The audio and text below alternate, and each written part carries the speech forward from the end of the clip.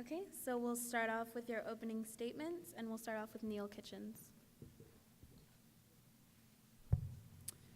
Hey folks, my name's Neil Kitchens. I have a very eclectic background. I'm a businessman, I'm a rancher, I have a law degree, I own mental institutions, I ran a forensic program, training police officers and taking mentally ill offenders out of prison for 23 years.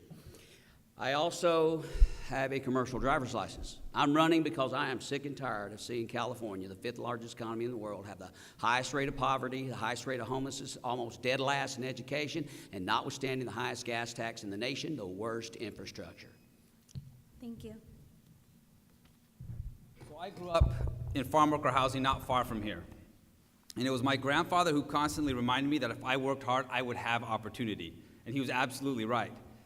But today I'm concerned about my 2-year-old daughter, about the 70 high school students that I serve right here on this campus every day. And I'm not sure that hard work is going to be enough for them to have the same opportunities that I've had in my lifetime. That's why my campaign for Assembly has always been about creating opportunity for others, about going to Sacramento and fighting for the issues important to this region, and to go there and solve problems. Thank you. Okay, so the first question will start off with Mr. Rivas. Dysfunctional transportation routes are damaging quality of life and strangling opportunity. What attributes do you have that will help with this issue, and what do you intend to do about it? Well, certainly I think it helps that I'm from here. I'm from San Diego. I'm a lifelong resident. I understand the issues related to transportation because I've served on the Board of Supervisors for the past 8 years. And I can tell you that transportation policy in California, it is my opinion that it is, one, bad for our environment, it's bad for our wallets, and certainly it's bad for our quality of life. And I say that because, as a supervisor, understanding the issues we face here, I can tell you that I am going to do everything I can to work with my colleagues in Sacramento to secure more revenue sources for transportation-related services right here in San Diego County and other rural areas of this state. Our local economy is based on agriculture. The agricultural industry depends on a reliable and dependable transportation network, which we desperately need to improve here in this region and in this state. And so certainly we also must create a reliable source of, a revenue source for transportation that isn't reliable or that isn't reliant on transportation and fuel consumption. And so certainly that's going to be a priority of mine, but also is as a member of the legislature, we need to find a way to streamline these vital transportation projects in this state. In San Diego County is a perfect example of 156. It shouldn't take a quarter of a century to build and expand a roadway. That needs to change, as we need to be able to expedite these vital transportation projects from planning to construction completion. Thank you. Thank you. Mr. Kitchens? What attributes do I have? Folks, I have a commercial driver's license. I spent 2 years driving a belly dump, hauling asphalt or materials to make asphalt. I worked for either Caltrans, Granite, or Granite Rock. I know the difference between working for those 3 entities I just named. First of all, Caltrans, waste, fraud, abuse. Folks, right now, as we're sitting here, there's 3,500 workers at Caltrans that are getting paid to do nothing. Okay? They're not getting paid. They're getting paid to do nothing. They're not working on any particular project. So I bring that to the table. When you have a private entity like Granite Rock, or the Chapin Company, they can't afford to hire 3,500 people to sit around and do nothing. They got to make a profit. So I want to outsource our infrastructure. What do I intend to do about it is outsourcing it, but we've got to start with repealing SB 1. Okay, everybody knows what that is, right? The gas tax. Folks, look, I was raised right. I'm a gentleman. But don't let them pee down your back and tell you it's raining, okay? There's 18 different ways that they can divert that money from SB 1, okay?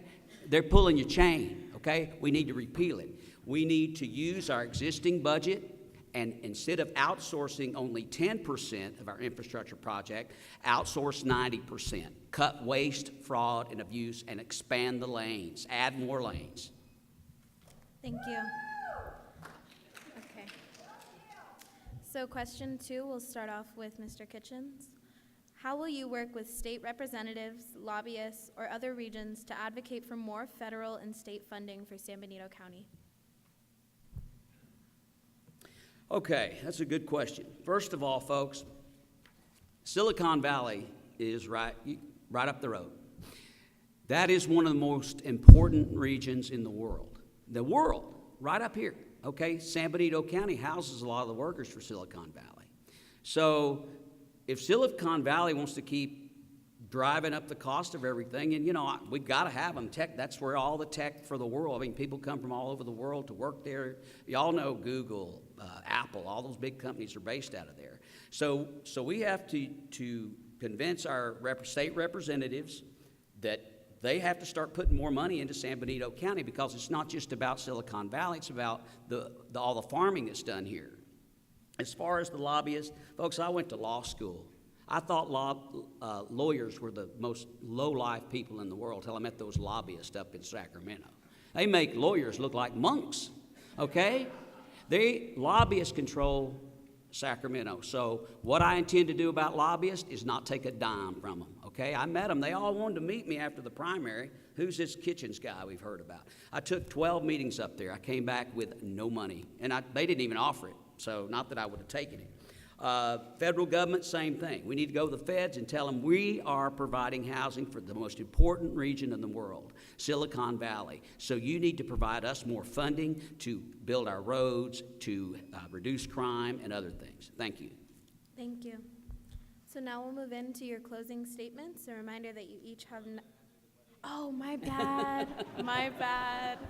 Sorry, folks. Go for it. That's embarrassing. Can you repeat the question? Yeah, sure.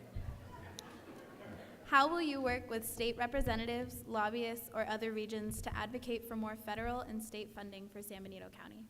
Well, certainly it helps and matters that this is my home. I'm from San Benito County. I love San Benito County. And I am very lucky to have had the opportunity to not only live here, but work here and serve this community. And I work in education. I work actually right here in San Benito High School as a student support manager serving students. And I also am an educator, work at Gavilan College right here in Hollister at the Briggs Building. But for the past 8 years, I've also served as a county supervisor.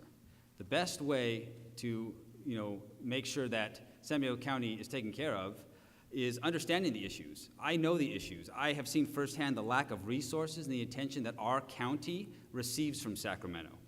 And I can tell you that I'm going to do everything I can to put San Benito County on the map in Sacramento. And I say that, look, I'm extremely excited.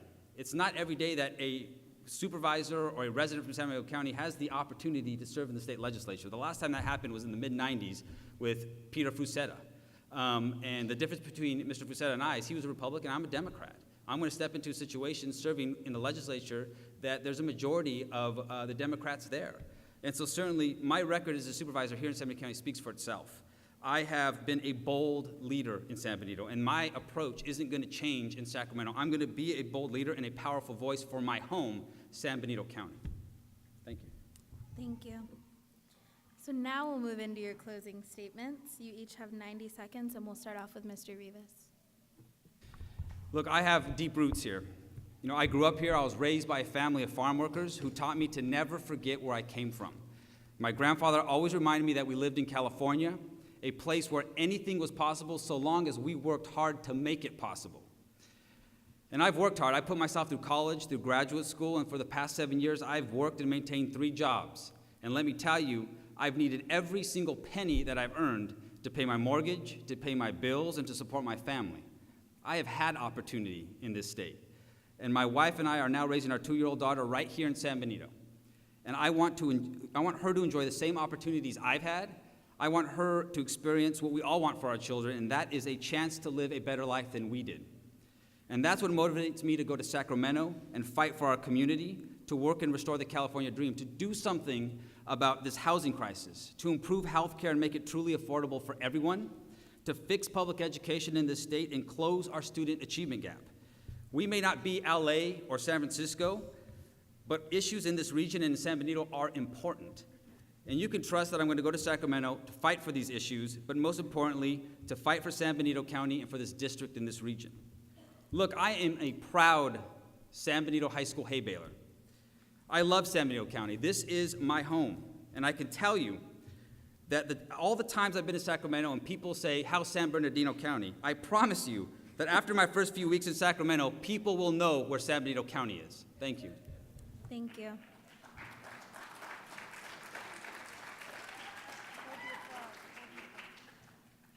Sorry, guys. Please be sure to hold the applause until both candidates are done.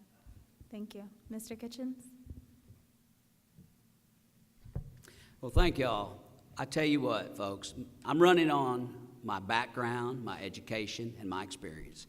I have never held nor ran for public office before. This is my very first time, but I promise you, I have a very eclectic background, and that's what I'm running on.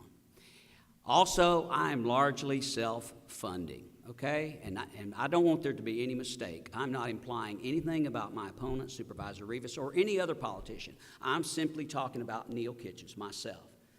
Y'all will be my boss, not the special interest groups that pump all this money into it. We brought up lobbyists earlier, okay? They're the ones that control Sacramento, okay? I know that for a fact. I've had 2 policy briefings up there. I've met with these folks.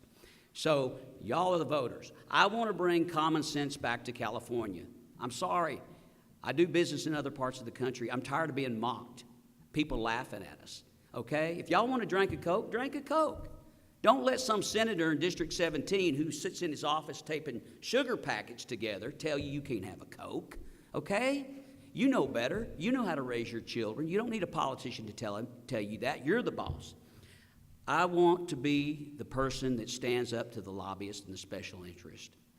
I want to use all my background, education, experience of everything. I've touched crime, I've touched infrastructure, I've touched housing, I've touched mental health, and I want to use that and be your rep in Sacramento. Please vote Kitchens for Assembly. Thank you. Thank you.